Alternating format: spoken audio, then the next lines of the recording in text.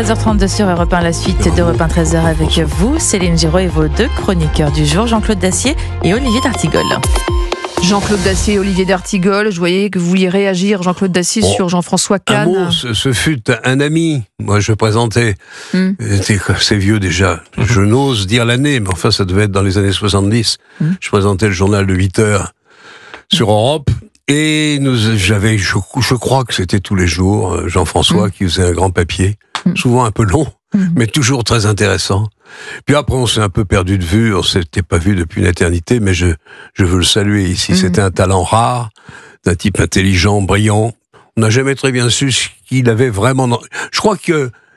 Un centriste révolutionnaire, comme au fond, oui, je crois que c'était un centriste révolutionnaire, mais c'était un grand républicain. Oui. C'est un type adorable. Bon, comme tout le monde, chacun a les siens. Il avait ses défauts et ses caprices, mais globalement, je l'embrassais.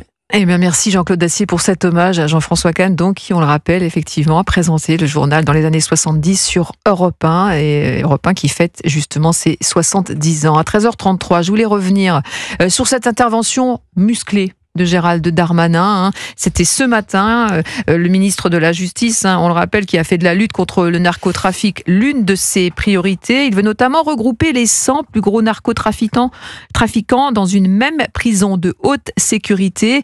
Écoutez. Il faut donc différencier les détenus et différencier les prisons. Et c'est pour cela que j'ai annoncé pour la première fois depuis bien longtemps la création d'une prison de haute sécurité qui pourra mettre de côté de la société à l'isolement total les 100 plus gros narco-bandits de France. Nous avons débloqué 4 millions d'euros pour que cette prison rénovée puisse être réalité le 31 juillet prochain. Et à partir du mois de mars, d'organiser les transfèrements des détenus les plus dangereux vers cette première prison. Ce sera un lieu de détention inviolable, où il ne sera absolument impossible de se faire livrer téléphone ou drogue, de menacer les agents ou de communiquer à l'extérieur.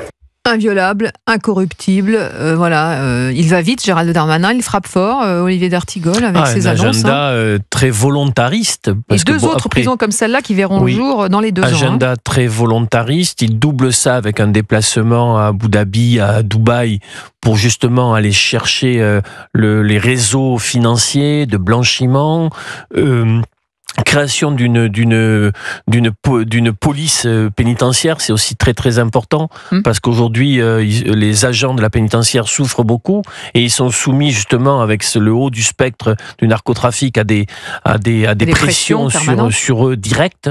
Donc c'est très compliqué. Moi je trouve qu'il y a il y a des choses places de semi-liberté aussi d'ici 2027. Oui, moi il y a des choses que je trouve allant dans la bonne direction, notamment sur la lutte contre, j'en parle régulièrement sur ce sujet de l'argent, qui est le nerf de la guerre, parce que si vous vraiment vous cassez les reins à ces trafics sur le plan financier, déjà vous leur faites beaucoup de mal. Et avec cette idée de mélanger prévenus et condamnés, donc dans cette prison sous haute sécurité, pour justement provoquer aussi un électrochoc. Avec peut-être un match dans le match concernant aussi Retailleau à Beauvau, c'est-à-dire que les deux doivent... Pour l'instant, c'est plutôt l'addition des deux discours que aujourd'hui duo, oui. Il se passe ce qu'un certain nombre d'entre nous espéraient, à savoir tout de même que les choses allaient bouger, sur la politique pénitentiaire, et là, ce que nous annonce Darmanin, ça commence à ressembler à une nouvelle politique pénitentiaire. Il lui faut quelques semaines pour créer une prison existante, mais qu'il va, j'imagine, aménager pour la rendre absolument inviolable. Il n'a pas donné le nom de la prison, d'ailleurs, sans doute par mesure de sécurité, mais il y en a deux, notamment une dans le Nord, qui semble... répondre, je pense, à une des préoccupations, une des nombreuses préoccupations des Français, à savoir, mais bon Dieu, c'est pas possible, ces trafiquants de drogue, quand ils ont un peu de surface et un peu de monnaie, vivent comme des nababs. Et ils continuent à trafiquer depuis leurs cellules. C'est inacceptable. Et bien là, ils vont cesser de vivre comme des nababs. Chacun va s'en féliciter. On ajoute un petit coup de Retailleau qui est exceptionnel, comme souvent, qui se fait critiquer par le parquet. On se demande au nom de quoi, mais tout cela n'est pas grave. Non, franchement, Darmanin, Retailleau, Retailleau, Le binôme fonctionne bien, selon vous. Pour l'instant, ça fonctionne bien. Je suis d'accord. Olivier d'Artigol, il annonce également, je le disais, le doublement des places en semi-liberté d'ici 2027, c'est-à-dire 3000 places qu'on va construire donc dès la fin de cette année en rénovant complètement les constructions et les cahiers des charges des lieux pénitentiaires. Parce qu'il dit, en gros, aujourd'hui, la surpopulation carcérale, elle est colossale, et c'est indigne de la France, dit-il. Il a raison, et nous savons que ça pèse sur la politique pénale, que ça pèse sur le continuum justement judiciaire, puisque les 62 000 places pour 84 000 détenus. Oui, donc ça c'est un.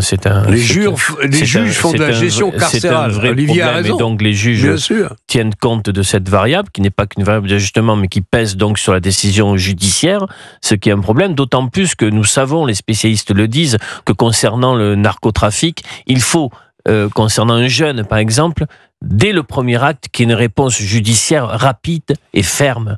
Donc, il y a aussi ces idées de très courtes peines, mais qui peuvent vouloir dire quelque chose. En tout cas, il faut trouver des nouvelles réponses et des solutions réelles, parce qu'aujourd'hui, nous sommes en échec.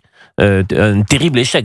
Donc, tant mieux, moi, si ça va dans cette direction-là, c'est une bonne chose. Petit bémol qu'on peut éventuellement espérer, je vous donne pas tort, mon cher Olivier, mais il semble qu'il y ait des progrès, encore peu sensibles, tout de même.